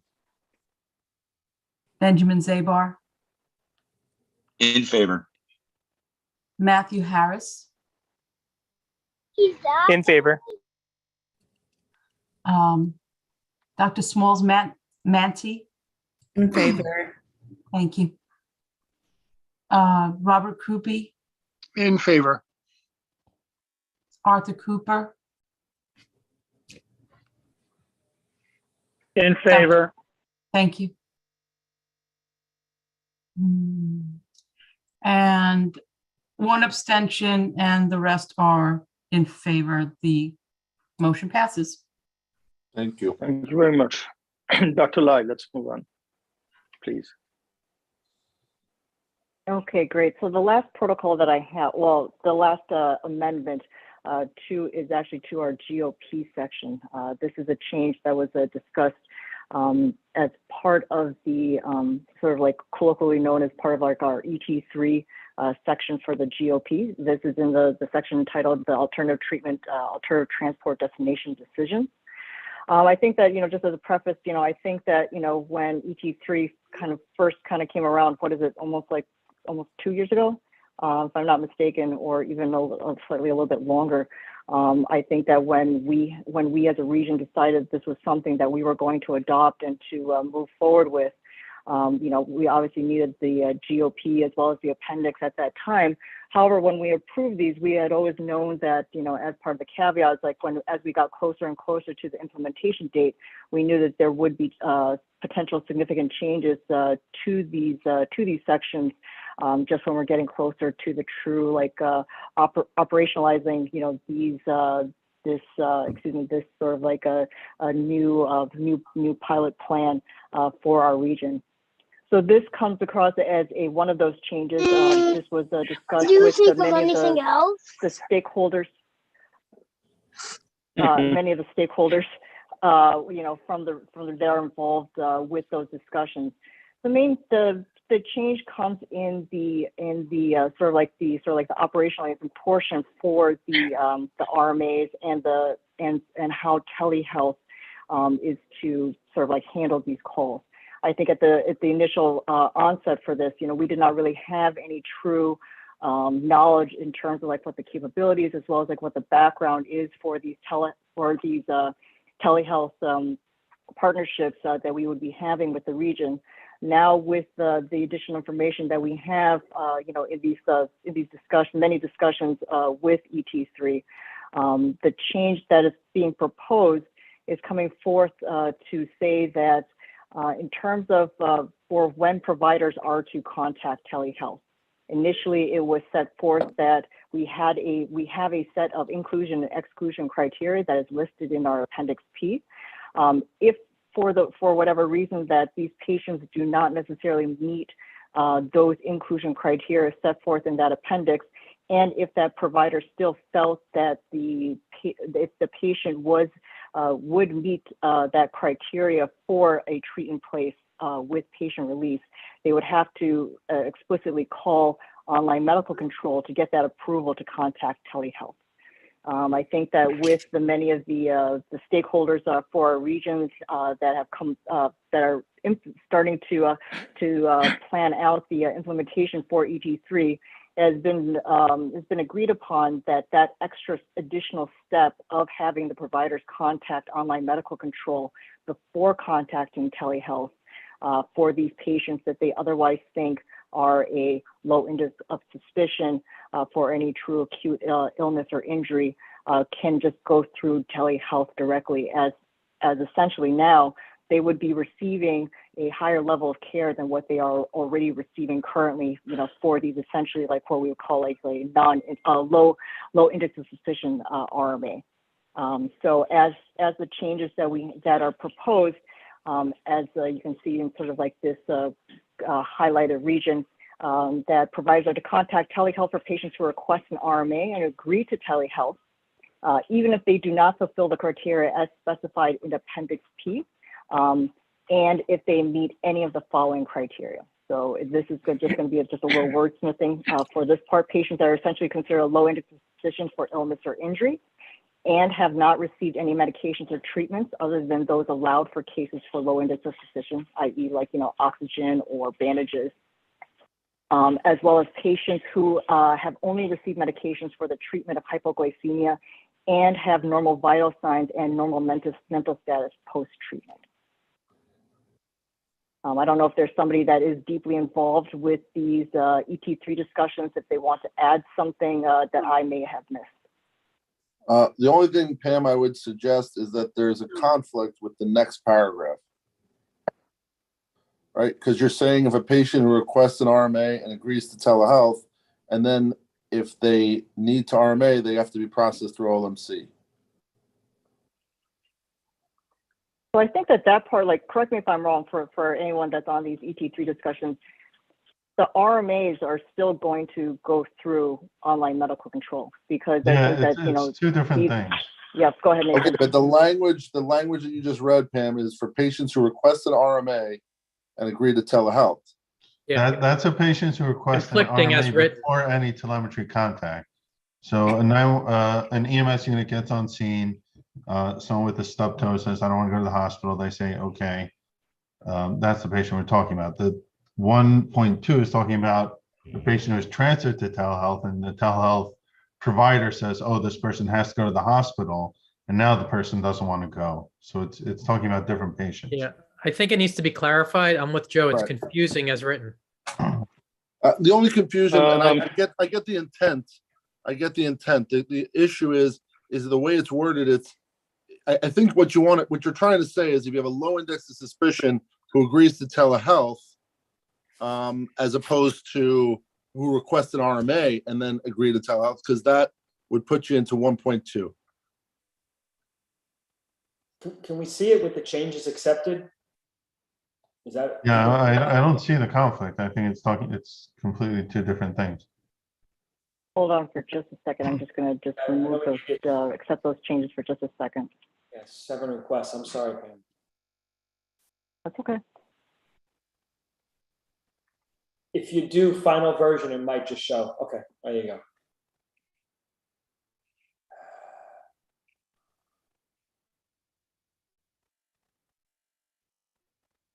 So this is basically expanding Appendix P inclusion criteria for telehealth? I mean, it was already there. It's not really expanding it. This piece was already there. It just had to call OLMC before calling telehealth.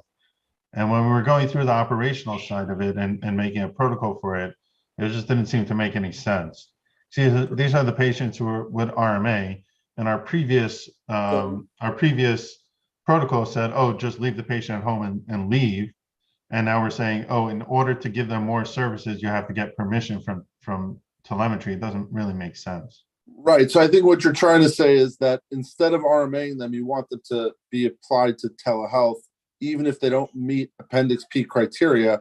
The problem is the way it's worded right now, it sounds like they want to RMA and you're sending them to telehealth. And then 1.2 says if they want to RMA, they got to go to OLMC. So it's just, the wording is the only thing I have a problem with. I understand your point, and I think it is a valid point. Everything you're saying is correct, but I just think the wording is off. Yeah, I agree with Joe. It's wordsmithing because the way he's reading it is how I read it initially. But I know what you're saying. It just doesn't, I don't think it clearly comes across that way, the way it's written. What if telehealth feels the patient should go to the hospital? So that's different. That's 1.2. Yeah, then you go to 1.2, right? And you call That's what 1.2 says. Telehealth says not appropriate. No, I know, but I think the wording of the one above it, before 1.2, needs to be changed a little bit to make that clearer. That's all I'm saying. I think what you're saying is you have a patient with a low index of suspicion who agrees to telehealth. Forget the request an RMA part, because that's really what you're getting at. Right. If then they say they want RMA after that telehealth contact, then you go to 1.2. Right. Does everybody understand what I'm saying? Does that make sense, Nathan? And I think that's what it says. I'm not sure why. I disagree that the wording is confusing. I think because it starts with who requests an RMA. And agree, that's the piece that's confusing. They request RMA and agree to telehealth, right? If they want an RMA, they got to go to LLMC. Okay. Can I suggest, since there is, there are different opinions of how to read this, and whether it's confusing or not, can I please suggest that we bring this back to protocol committee for review, and to make sure that everyone's comfortable with the wording. Are we okay with that, Dr. Lai?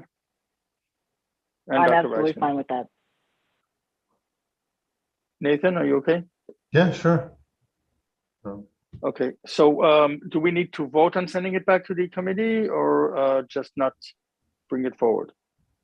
Technically you do, but you don't need a roll call vote, just as anyone objects to sending it back to committee.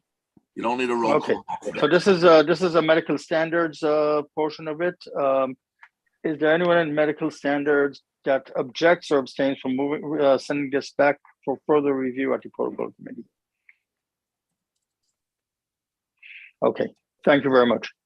Dr. Lai, are there any further protocols that we need to discuss?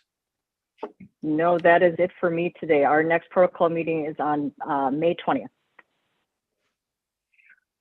Okay, thank you very much. That concludes also concludes the Medical Standards Committee report.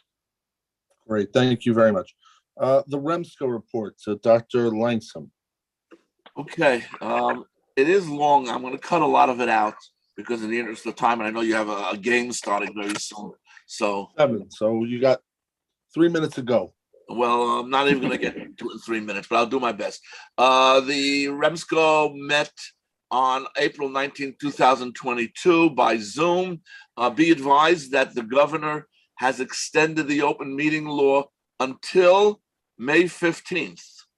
At that point, unless she extends it again, we have to do everything in person from that date on. In case you're interested, or people who think I'm making these things up, it's Executive Order number 11.5. Now that's relevant to us, not only for Zoom meetings, but all other things that the governor allowed, which comes up both in the SEMSCO report and this report, such as all the community paramedics and all the other things that she waived for all that comes to a dead halt on May 15th, unless she extends it again.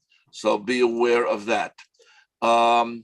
a very important thing is that we're going to have a EMS week celebration on Monday, May 16th. Very important that as many physicians show up. Please write to the office to get yourself tickets. There are a lot of awards being given out. I won't list all the awards, except to say that the EMS Physician Award is being given out to Dr. Pam Lay. Fidney EMS could not have been a better choice for the EMS Physician Award. There are many other awards, and I won't bother you with them. We actually found someone to sing the national anthem, a volunteer from Throgsneck. We have received from that Bed-Stuy ambulance is doing their work and getting back into the good graces of the board of the Department of Health. The FBI, New York Citizens Academy Alumni Association, is offering a EMS scholarship. Okay, so if you know anyone who needs a scholarship, I guess the office will know that. Scott gave the emergency preparedness update. I don't know if there was anything here that was. We're going to continue to work with DOH mental health. IN Narcan is available for squads to be picked up. We're participating in exercise designed for coastal storm evacuations. We're going to continue to work with FEMA, et cetera, et cetera. Okay. Good news is that the Department of Health is finally paying their bills. They're paying us so that so the REMSCO staff can continue to work. We are, as you heard before, have an Article 30 committee to look into changes, and Marie is also now appointed, possibly with some others, to the statewide committee, which will be trying to make recommendations there. There were no transfer of operating authority. REMSCO is going to be given, we said that before, CPR instructor classes. There was some good CLI courses taught by BMCC, and that's grateful for that. And soon, any moment now, the LMS system will be chosen and we can get to work on all the things we talked about. Okay. The next REMSCO meeting will be June 28th, 2022. And as I said, unless the governor changes her mind once again, we will be doing that completely in person. That concludes the REMSCO report. Thank you. Any questions for Dr. Langsam? Yeah, you said to get tickets for this REMSCO dinner. How do you do that? And also, do you know what time it is? Marie, can you please give the procedure for physicians to get their tickets? The tickets are on Eventbrite. I will send out the link again. We sent it out a few times, but I'll send it out to all committee members again. It's also on our webpage. And if you're going to be with the fire department, let me know, because the fire department's getting a few tables. They have a few people getting awards. But you can buy tickets in groups of 2. And I suggest you get tickets because we're selling out very quickly. The tickets are free. Everything is free. But of course, we will accept donations. REMSCO will accept donations from anyone, any company, any private person who wants to help support this event. It's a very, very important thing to do. It'll be a very nice. Yeah, Michelle just added the Eventbrite link to the chat if anybody wants to go there and get it. Excellent. Michelle, okay. Yeah, get your and tickets. What time is it, Marie? It's at 6:30. Thank you. This is what the tickets look like when you print them out. They got a barcode. It says sold out already. What? They're sold out? On the thing you just linked, it says that.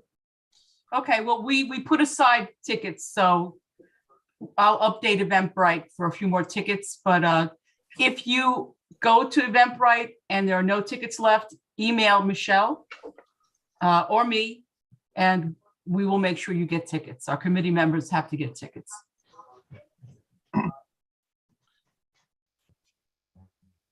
Yes, the subcommittee work and the committee work is the backbone of our organization.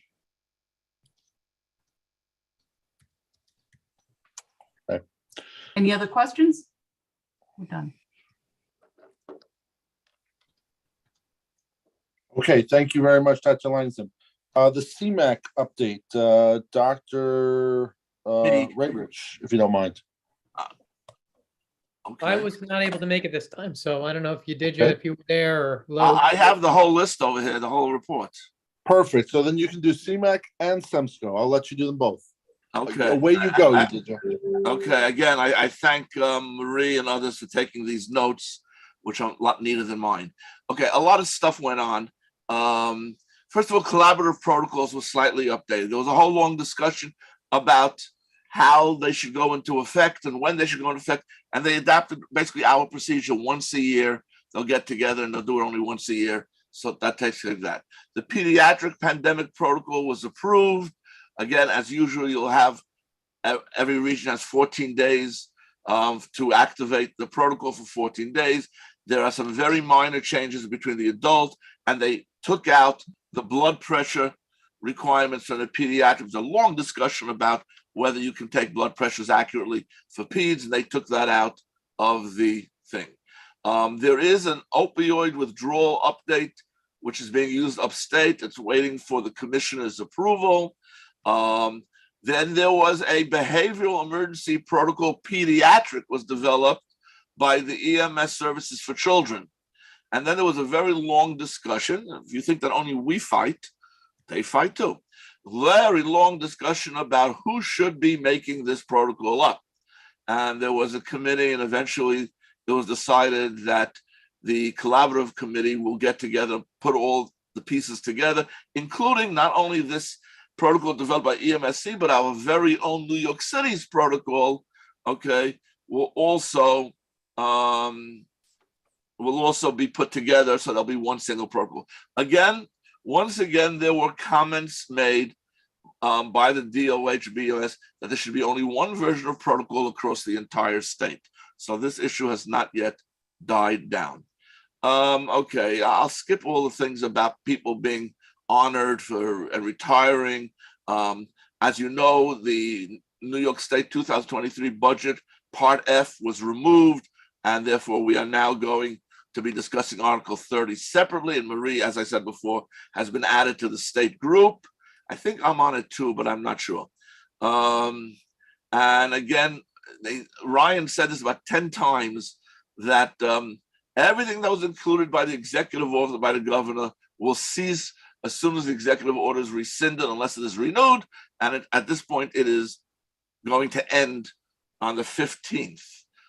So all these things that we've been taking advantage of, like paramedics working in the ERs, are all going to come to an end unless just changes. They're working on more regional faculty. Vital signs will be held in Albany. It will be hybrid format. You're encouraged to come.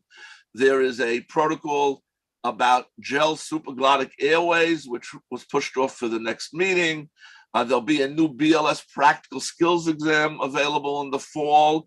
Apparently, the national is not going to be giving this anymore, so the state has to go back and developing their own. In a big bombshell, the Bureau of EMS Legal Affairs Department, of course, the lawyers only answer a question when you ask them, so obviously you'll figure out who asked them, decided that the Bureau of EMS does not have the legal right to limit course sponsors to any particular area. You know that we've always been giving out course sponsors to particular areas, and the areas have been fighting with CONs and so on. Apparently, the state has decided they don't have the right to do that. And so any course sponsor at this point can teach anywhere in the state, period. Whether that's good or bad remains to be seen. A small group was formed to create specifications for statewide medical director. Okay, that's nice. There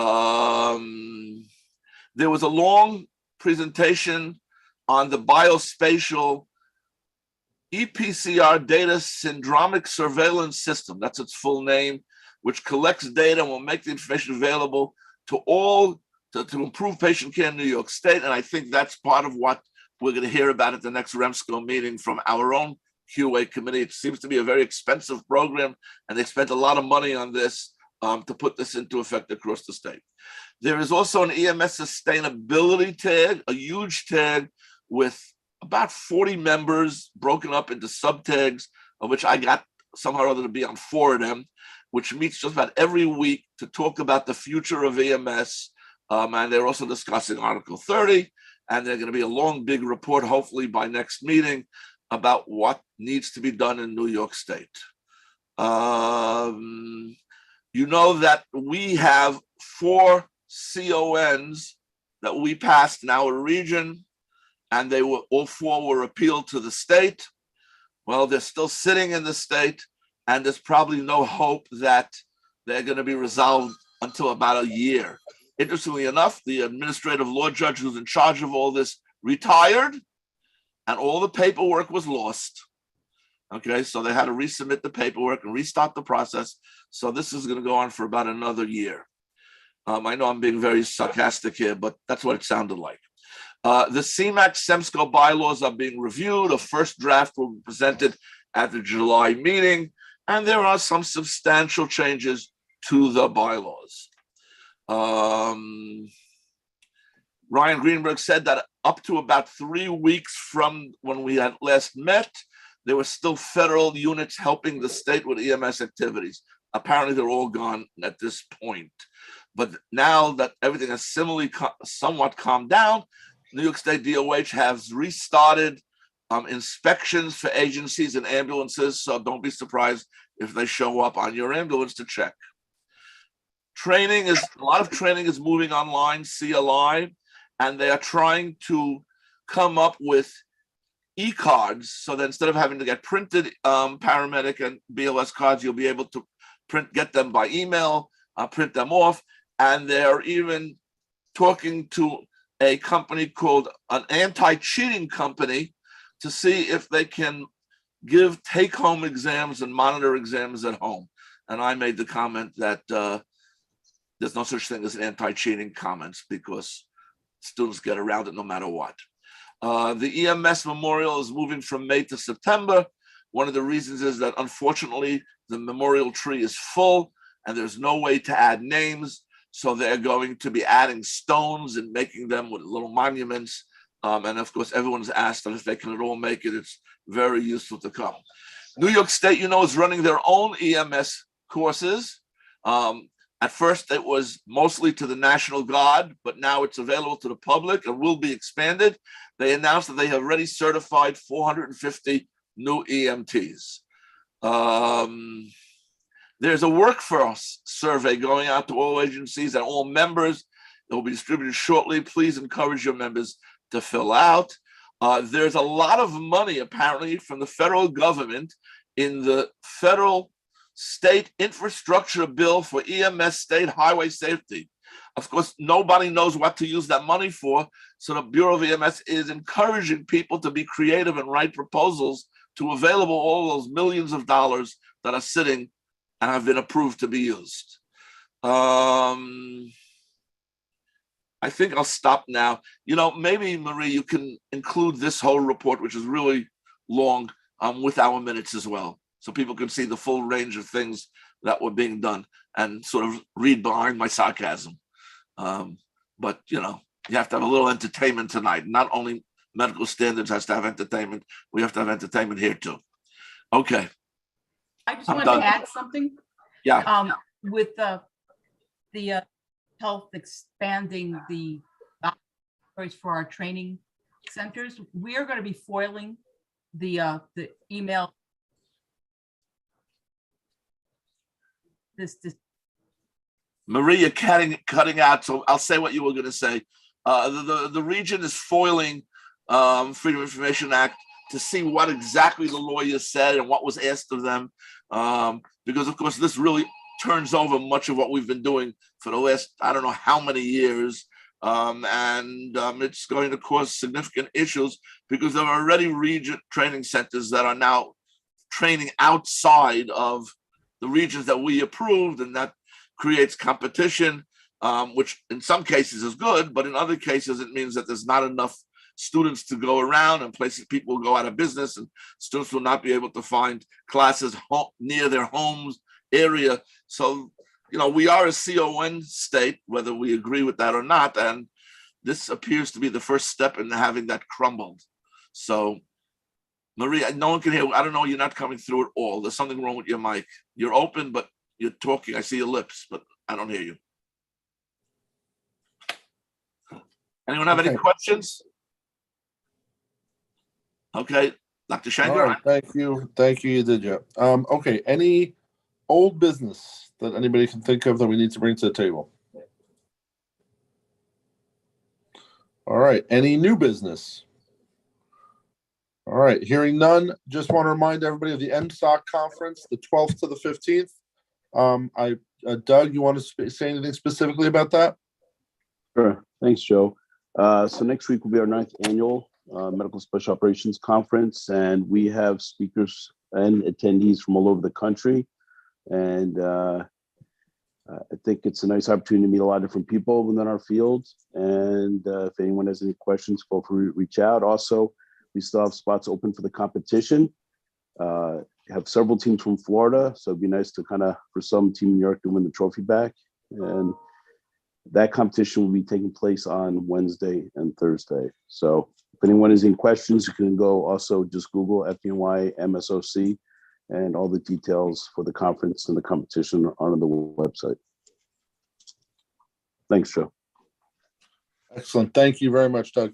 Okay. Anyone else have anything else they want to bring to the table? Okay, hearing none, I will entertain a motion to adjourn. Motion to adjourn. Okay. Thank you, everybody. Have a great night and happy EMS week. Good night, everyone.